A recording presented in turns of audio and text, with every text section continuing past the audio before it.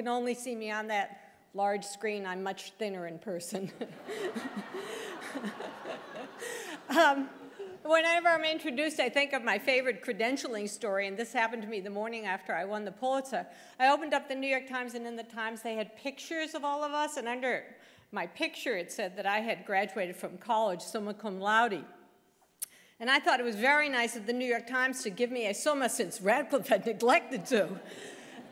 So I wrote a letter to the editor of the Times thanking him very much for my summa. And he sent me back a letter saying, oh, it is our pleasure. You are now the first person in American history to have won a Pulitzer and a summa on the same day. So all of you who thought your opportunities for grade inflation were over, take heart. My own highest award then was a newspaper error, which I suppose is proper payment for a lifetime in journalism. And I think probably my prime credential for being here with you today. When I told Mark I would join this conversation about encore careers, I warned him that it might be a little bit more personal than he had in mind. To begin with, we had some trouble naming my remarks. I know the civic venture slogan, then, now, and I wanted to add getting to next. So we arrived at a non-headline, then, semicolon, now, semicolon, getting to next. You will note the semicolon. If I were Victor Borghi, I could make some wonderful sound to accompany that semicolon, but I'm not, because it is the semicolon between then, now, and what next that really interests me the most. Semicolons are the grammatical way that we pause, that we take a deep breath, and then move on. And what interests me today about the work that you are all supporting is the recognition that there is a moment when people of a certain age maybe should stop what they have been doing and take that deep breath. There's a moment when we give ourselves permission to take a bow, even to bow out, and yet also look for an encore. I love the phrase encore careers. When I first heard it from Mark, it's a very rich idea. It sounds theatrical. There are all sorts of echoes. Life is a stage. We are always and only in a stage of life. The words are full of showmanship and applause. But in fact, there may not be all that many ticket holders in the public audience applauding and begging those of us who are over 55 or over 60 for another song. So today, groups like all of you are creating our own encores, not just for ourselves, and in fact, not just for the causes that I have been hearing so much about, but also for our country. That's what we're about here, and that's what I want to reflect on for the few minutes that I am with you this morning. As a graduate of the women's movement, I keep recalling the 1970s movement slogan, "The personal is political." Back then, what we meant were that problems like childcare or discrimination or even breast cancer were considered totally personal problems for each individual to tackle on her own. One family at a time, one woman at a time. And we use that expression to say that these so-called personal problems were also social problems to be solved together. The personal is political became the phrase that we use to change relationships between men and women in the law and in the kitchen. Under that rubric, we transformed everything from the classified ad pages to the decision about who changes diapers. Today, as we award the Purpose Prize winners and talk together about engaging older Americans in civic ventures, we are, of course, really embarked on another huge social change where the personal is, in fact, political. How to look at aging, how to live meaningful lives as older people. In the double helix of social change, there is a deep relationship between the goals of changing our lives as we age and revolutionizing our country. The huge thing, I don't have to tell anybody here, is that we have embarked on this wholesale transformation in the way we understand and live out the extraordinary revolution in longevity. In the last century, as you all know, the average US lifespan has grown by 30 years. In 1900, the average lifespan was 47. Today, it's 78. There are about 60 million Americans over 55, and in another 25 years, there will be 100 million Americans over that age. We know about this in terms of the numbers. We can all repeat them, but we don't really understand what this is going to mean emotionally. Senior is now a word that encompasses both the people who fought in World War II and the people who were born during World War II. It's a huge age span and pretty meaningless. And what more remarkable example of longevity, even if it was a sad one, was the death of the philanthropist Brooke Astor and her son, Anthony Marshall, now convicted of defrauding her. But it's a story in which the son was 86 years old. And what do we say about the Prince of Wales, who at 61 is still waiting to inherit the family business? We created the term senior for a much shorter lifespan. We don't exactly know how to redefine senior. Seniors, indeed, seem to be defined more by their entitlements than by their social expectations, and we no longer know what senior citizenship means or entails. Longevity is often talked about as the problem that has no name. This is the very same phrase that Betty Friedan used when she described the feminine mystique all those years ago, but this time it's quite literally true, because Americans coined the term adolescence to describe that period between childhood and adulthood. We have yet to coin a word even, or a phrase, for the sometimes uncertain transitions of active age, for this thing called the semicolon. It's not surprising that the generation of Americans between 50 and 70 is the one actively wrestling with this huge social change. We are pretty close to being the first generation to arrive at the cultural demarcation line of senior citizenship with so much time ahead of us, but we are also belong to that generation, as others have said, that were the change agents in our culture throughout our lives. We led the civil rights movement, the women's rights movement, the gay rights movement. We have been the pro-change generation. And of course, for better or for worse, we have a history of leading examined lives. In fact, many in our country would wish we stopped examining them quite so much.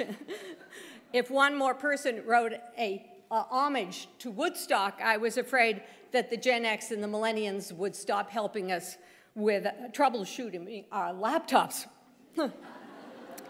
So all of these revolutions have been both personal and political.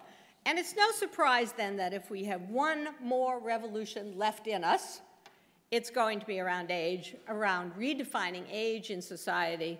We will redefine it together through how we live and how we contribute. So we are again in transition in the semicolon. I believe it's down there. We are pausing to recalculate the purpose of our longer lives and the purpose of any longer life. Then, now, what next? Let me pause for a minute to make the political very personal.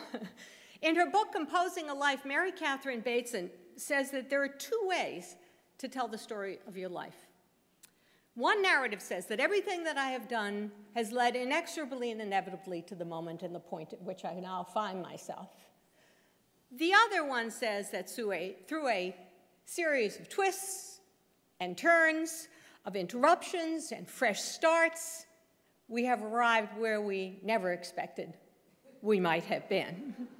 Her point is that both of these narratives can be told, and that, in a way, both of them are true. Her point is that life is an improvisation, and that improv is proof of creativity, not confusion. Well, I can tell either story about how I got to this moment of change myself, because I am here under something of a false premise as a social observer. Every journalist is that. But I'm also here as a fellow traveler, because I am hoping to learn. And I am right now smack in the middle of my own personal semicolon, having just told my editor that I'm completing my turn as a columnist at the end of the year. So I had trouble finding the right word that would describe a closing without an ending, a completion without an ending. Retirement won't do. And then a friend of mine this weekend explained to me that in Spanish, the word for retirement was jubilation. That seemed to touch over the top. So the phrase that kept running around in my head was, I'm letting myself go. Now, I love this phrase because, in part, it has such negative connotations. Imagine the response if someone were twittering this group and wrote, Ellen Goodman is letting herself go. I can see the kind of illustration that went with this, you know, fat, lazy, falling apart. The absolute worst thing that you could say about a woman of my age. But I love the idea of reclaiming that phrase. After all, where will you go when you let yourself go? To allow this phrase to run around in the free spaces between deadlines in my own life and brain is actually quite liberating. It suggests the freedom that can fuel this journey, although in all honesty, it also echoes that old expression, freedom's just another word for nothing left to lose. About 6 years ago, Pat Schroeder, the former congressman who was head of the Publishers Association at the time, and I discovered, we had been friends previously, but we discovered that both of our daughters lived in, of all places, Bozeman, Montana. So we introduced our daughters to each other, and they became fast friends, and every time Pat was in Bozeman, she would write to me how wonderful my daughter was, and I would write to her how wonderful her daughter was, and pretty soon the emails were going back and forth, and they were much more about our lives and what we were going to do next, and what on earth we were going to do with our lives, and here we were once again trying to figure things out. What was this aging thing all about, we asked each other. And so, of course, as women do, we formed a group. You know what I mean. And we have been meeting in weekend retreats twice a year ever since. Our small group includes politicians, an anthropologist, a college president, writers, professors, the head of a nonprofit, all either moving into their next phase. Now, I know that we are not a typical group of people embarked on their third act, although maybe not that atypical either. The first time we met, we looked around at each other and we said, you know what, we're all women whose obits have already been written. I mean, I know that unless I become a mass murderer or find a cure for cancer or win the Nobel Peace Prize, which seems to be easier and easier these days, that the first line of my obit will be, Ellen Goodman, Pulitzer Prize-winning columnist, died yesterday, although I hope it won't read that tomorrow. Now, that can also be a depressing thought. My best days are behind me, no more gold medals. Or it can be liberating, too. Wow, I've checked that off the list. Now what? So we asked each other, what do you want to do after your obit's been written?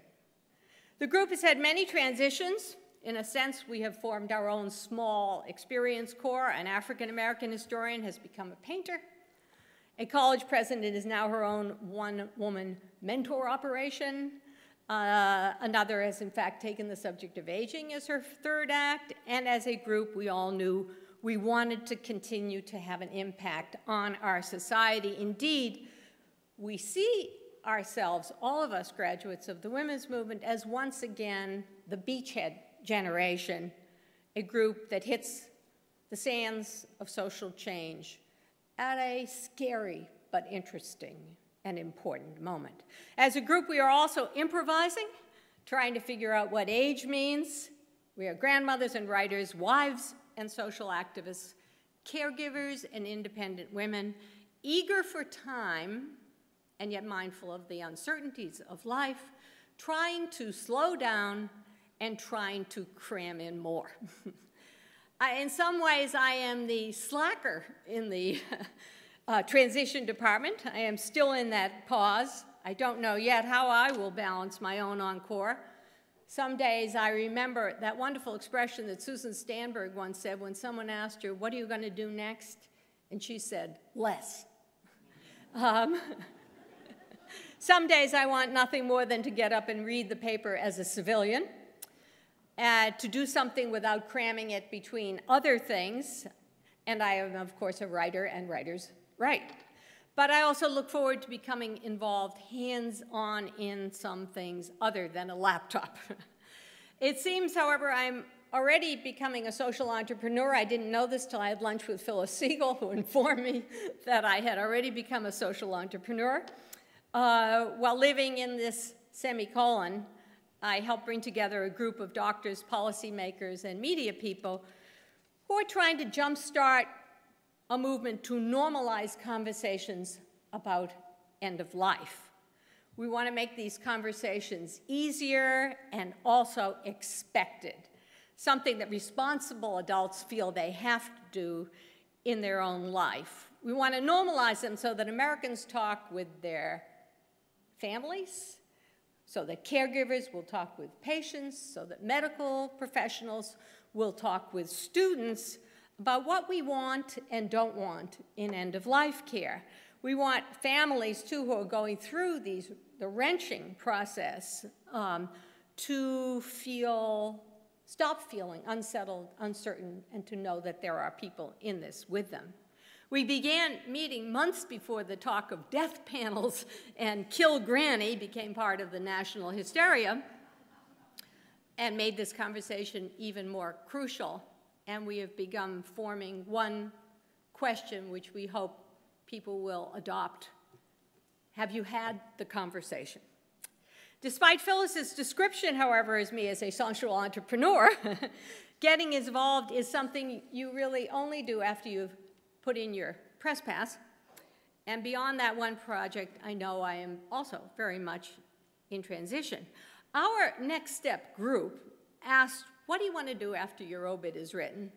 Others in groups or simply on the commute to and from work are asking each other and themselves, what do you want to do after you have a nest egg, or after you get Medicare, or after your Social Security clicks in? What do you want to do after you are just restless and discontent about what you've been doing? How do we retain purpose and self-confidence in age? Those engaged here today hope that we will be able to find purpose and meaning in solving social problems. There is a growing cohort of people who are mentally ready and eager for that role, and the polls suggest a real longing for meaningful work that grows more urgent as you get older. So if I may go back from the personal to the political, what are people facing these feelings, often with urgency and anxiety? What do they need to make that step? What do we need to make encore careers a new norm to enable and to become fellow travelers?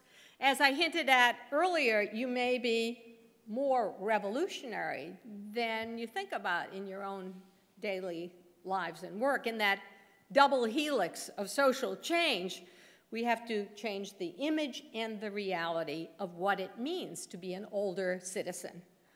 I suppose to begin with, we have to talk about age bias, which Jim mentioned earlier, which is both external and internalized.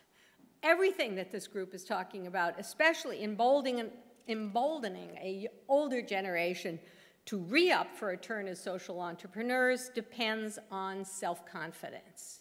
We need the courage to leap, and our success in framing social entrepreneurship as the next step depends in both subtle and serious ways on society being able to see elders as powerful and proactive. Age bias is one of the things we fight in letting ourselves go. The other day, I'm watching one of those programs about cougars. I realized that my 41-year-old daughter was now old enough to be a cougar. Fortunately, she's a comedian, so she would appreciate that. But while we struggle to reinvent our own future, we have to fight the cultural image of the golden years where we are all supposed to long for Sun City. This is the cultural image that conflates recreation with recreation. We have to fight as well the American ambivalence about elders, the double messages, wise, surely, but just a bit out of date, the carriers of wisdom who need their children's help in fixing the laptop. So what else do we need in this semicolon? I don't discount the need for economic security, which is real, but let me just go a little bit beyond that. It wasn't just our own small group of women who recognized the need for a support group. Civic Ventures now operates as a virtual support group for social change. And these prizes that you give up frame and reward older people who have grappled a new problem and shown a solution. We also need to rethink the constraints of the workplace so that it isn't all or nothing, because older Americans could lead the way to a work that is flexible, that leaves time for less, as well as time for caregiving, one of the unacknowledged realities of the third chapter of our lives. In transition, we need mentors as well, because I can tell you that even the most powerful CEO may have a crisis of confidence while entering a new world. We've seen it. It's not easy to give up a recognized title on the tour, a certified power position, to launch something new. The Buddhists say always be a beginner, but we need guideposts and teachers and each other, those consciousness-raising groups, to help make these ideas real. Let's be clear, too, about the importance of reframing age in this longevity revolution and redefining senior citizenship, because in the face of longevity, there is a very unattractive alternative. Indeed, there is also a constituency of older Americans who may view this expanded lifespan with fear, who may go into a long, narrow, protective crouch against anxiety, fear, and loss. I said that my generation were our culture's change agents, but there is also a powerful conservative streak among aging Americans. I'm not talking about conservative politics, although in fact, Americans over 65 were the only demographic group that did not vote for Obama. He was the change they didn't believe in. I'm thinking of the many older Americans who also just seem change averse. In this cohort, we are used to seeing a kind of, we are also seeing rather, and not used to it, but we are also seeing a kind of I've got mine conservatism, a fear of loss conservatism, a me first conservatism, a powerful political constituency that can become the stalwarts of the status quo. This has been most obvious, for example, during the health reform controversy. I'm just talking about those seniors who said, you know, I want the government to keep its hands off of my Medicare, although that was, as an information person, one of the more disheartening moments of my career. There are elders who already have health care who turn out to be the least eager to insure it for other Americans. Only 31% of people over 65 have said the federal government should guarantee health insurance for all Americans, and only 20% support health care reform. The generational inequity that runs deep in our country where social spending on the elderly is 3 times greater than on children, I think myself there is something deeply unnatural about generational conflict over resources. I say this as a grandmother and someone who believes that family ties us together. I say this as someone who believes that generational conflict grows out of fear among the elderly and disregard of the elderly as the agents of social change. So the alternatives to reinventing and re-engaging older Americans in this expanding cohort in the third act is a counter-expansion of retirees exercising me-first politics in the polling booth. It's elders told that their only social responsibility is not to become financially independent. We are either part of the solution or we are indeed the problem. So the Purpose Prize is indeed revolutionary. We celebrate both the personal success of these winners and the political success of their work. We have engaged a problem that has no name and begun to wrestle with it. Here in the semicolon, I look at you all as my mentors. The problem and the gift of longevity will be solved by people who name it and who wrestle with it and who reinvent age. Those of us who let themselves go and go for it. I don't want to suggest that this is easy or that this transition will come quickly. Indeed, I think that the Beat Generation poet Jack Kerouac may well have written the best motto for this group way back in the 1950s when he warned us all that walking on water wasn't built in a day. Thank you.